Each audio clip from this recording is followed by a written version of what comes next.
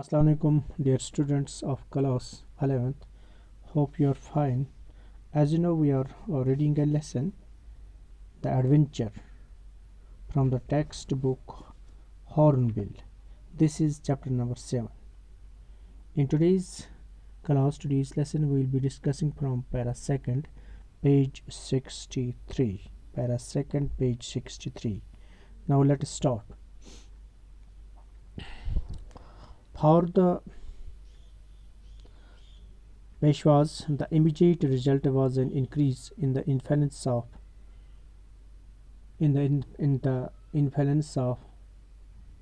Bahu Sahib and Vishwa Rao, who eventually succeeded his father in 1780 AD. The troublemaker Dada Sahib was relegated to the background, and he eventually retired from state politics. To its dismay, the East India Company met its match in the new Maratha ruler Vishwas-Rao. He and his brother Madhavrao combined political acumen with valor and systematically expanded their influence all over India.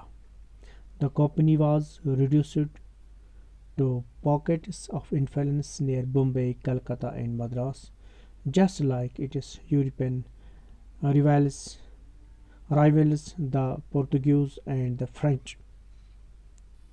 For the political reasons, the Peshwas kept the puppet Mughal regime alive in Delhi. In the 19th century, these de facto rulers from Pune were astute enough to recognize the importance of the technological age dawning in Europe. They set up their own centers for science and technology. Here the East India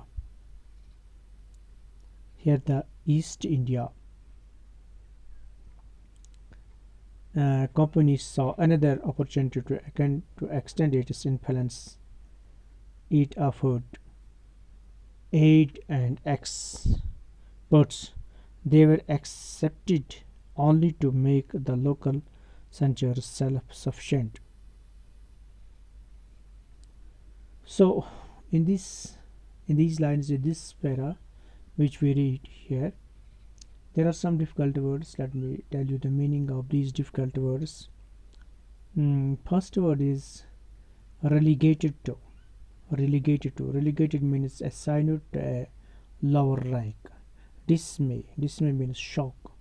Political acumen means political smartness. Valor means great courage in battle. And de facto means existing in fact with or without any lawful authority. De facto means existing in fact with or without any law authority. And astute means smartness, quick witted. In these lines, writer says that, let me explain these lines. Writer says that for the Maratha ruler, the influence of Bahu Sahib and Vishwa Rao increased. For the Maratha ruler, the influence of Bahu Sahib and Vishwa Rao increased. Right? The influence of Bahu Sahib and Vishwa Rao increased. Vishwa Rao succeeded his father in 1780 AD. Dada Sahib was assigned to a lower rank and he retired from state politics. The East India Company met its match in Vishwa Rao. Vishwa Rao and his brother Madhav Rao, with their political smartness and courage in the battlefield, expanded their influence all over India. The company was left with influence in only a few cities in India like Bombay, Calcutta, and Madras, just like Europeans, Portuguese, and French. The Marathas kept the Mughal government alive for political reasons. In the 19th century, rulers were smart enough to recognize the importance of technology rising in Europe. On the other hand, East India Company extended its influence by offering aid and experts in the region where they were accepted only as local centers. And this was about the above para. Now next para. The 20th century. The 20th century brought about further changes in this text. The 20th century, page 63 again. The 20th century brought about further changes inspired by the West. India moved towards a democracy. By then, the Peshwas had lost their enterprise and they were gradually replaced by democratically elected bodies. The Sultanate at Delhi survived even this transition largely because it yielded no real independence. Because it yielded no real independence. The Shahanshah of Delhi was no more than a figure, had to rubber stamp the recommendations made by the central parliament. As he read on, as he read on, Gangadhar Pant, as he read on, Gangadhar Pant began to appreciate the India he had seen. It was a country that had not been subjected to slavery for the white man. It had learned to stand on its feet and knew what self respect was. From a position of strength and for purely commercial reasons, it had allowed the British to retain Bombay as the sole outpost on the subcontinent. That leaves that lease was to expire in the year 2001 according to a treaty of 1908. Uh, Gangadhar Pant could not help comparing the country he knew with what he was witnessing around him. But at the same time, he felt that his investigations were incomplete. How did the Marathas win the battle? To find the answer, he must look for accounts of the battle itself. So, in these lines, these are some two difficult words. Let me tell you the meaning of these difficult words. Figurehead means a carving image. A carving image. Figurehead. Outpost means a small military camp used as a guard. Dear students, in these lines,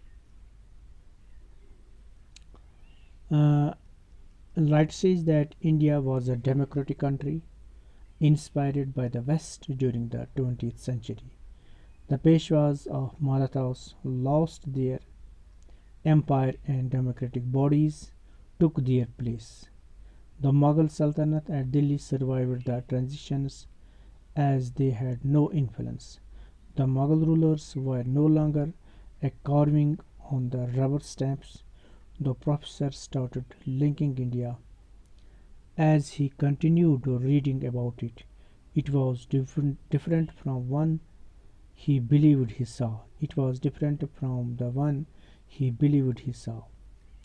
This country knew how to stand on its feet, and it was no longer the slave under white man. Bombay was made an outpost on the subcontinent or region by the British according to a treaty in 1908.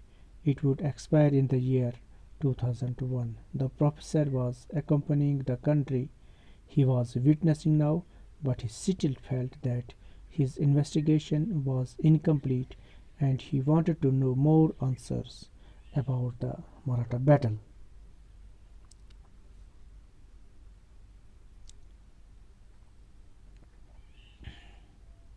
Now,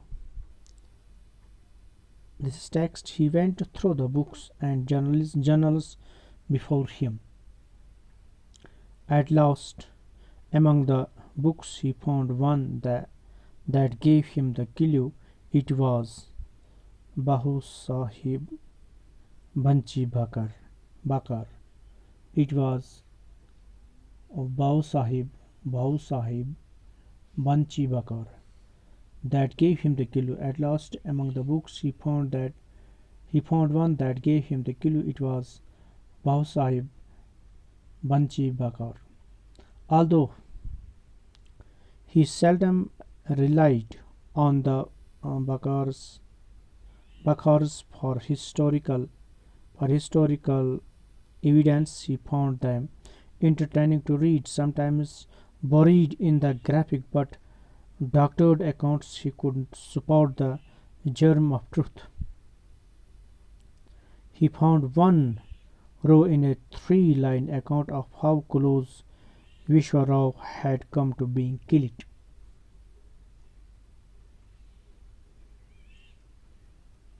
And then Vishwarao guided his horse to the Vishwarao guided his horse to the melee where the elite troops were fighting, and he attacked them. And God was merciful. A shot brushed past his ear. Even the difference of a till, that is, sesame, would have led to his death. At 8 o'clock, at o'clock, the librarian politely reminded the professor that the library was closing for the day. Gangadhar Pant emerged from his thoughts. Looking around, he noticed that he was the only reader left in that magnificent hall. I beg your pardon. I beg your pardon, sir. May I request you to keep these books here for my use tomorrow morning? By the way, when do you open? At o'clock, sir. At 8 o'clock, sir, the librarian smiled. Here was a user and researcher right after his hot. As the professor left the table, he shoved some notes into right pocket. Absent-mindedly, he also shoved the poker into his left pockets.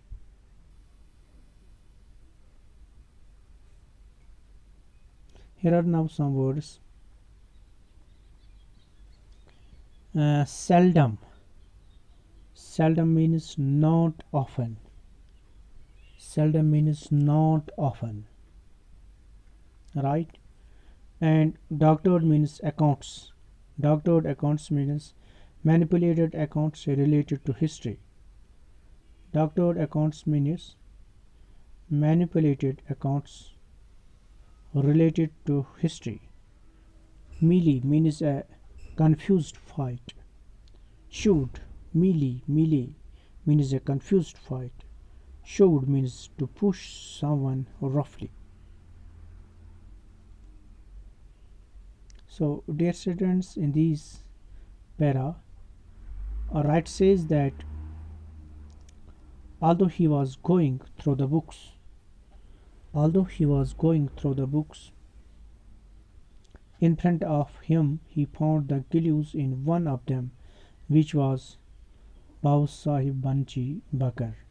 He never relied on Bakar. He never relied on Bakar for any type of historical evidence, but he always found them entertaining.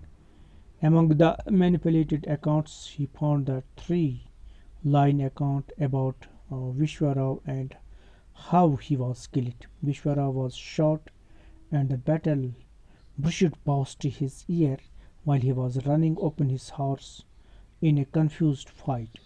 The book said that even a same seed would have been a reason for his death. The librarian asked him to finish as the library was about to be closed. At 8 o'clock at night, he noticed that he was only one left in the reading room. He asked the librarian whether he could keep the books with him and asked him about the opening time of the library. The librarian told him that it opens at 8 o'clock in the morning, and the professor left the table. He pushed the notes into his right pocket and pushed the Bakar book into his left one.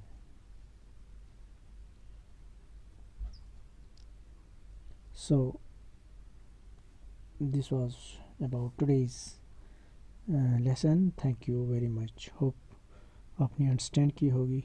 आपका बहुत बहुत शुक्रिया.